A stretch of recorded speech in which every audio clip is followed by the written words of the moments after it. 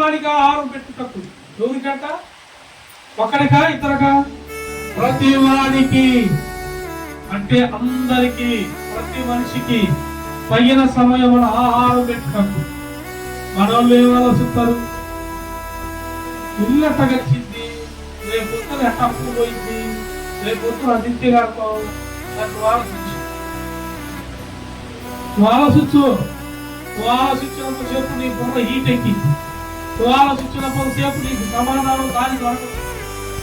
ఎందుకంటే నువ్వు ప్రార్థనలో బతకట్లా, పెనుగులాడట్లా, దేవుడికి ఆలోచన అప్పగీలా.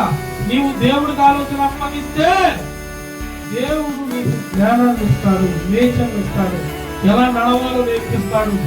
దానికి బాటలు కూడా ఆయనే పిల్లలకు ఫీజు కట్టాలి. అసలు మనకా రూపాయి ఉందా? తీసుకెళ్ళి పిల్లలు హాస్టల్లో వేయి అన్నాడు. హాస్టల్లో వేసాడు.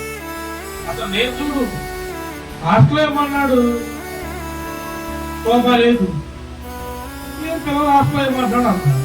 సరే ఏదైతే అదేంది, నేనేం చేసా, మా ఇంట్లో స్కూల్కి పెట్టాను కదా, ఇచ్చారా? ఇచ్చారు ఏమన్నా రూపాయి ఉందా? ఆ రోజు కూడా చెప్పా, మా ఇళ్ళలో మేము ఊరు చదవాలా, ఫస్ట్ టైం పిల్లలు దేవుడు హాస్టల్ వస్తున్నాడు. రూపాయి పిల్లలేదు, రూపాయి పిల్లలేదు. నా సార్లు మన అమ్మడు హాస్టల్ అన్ని చెప్పేయా, చెప్పేయండి. రూపాయి లేదు. ఆవిడ డబ్బులు వస్తే ఆవిడ డబ్బులు రాదు. టెన్షన్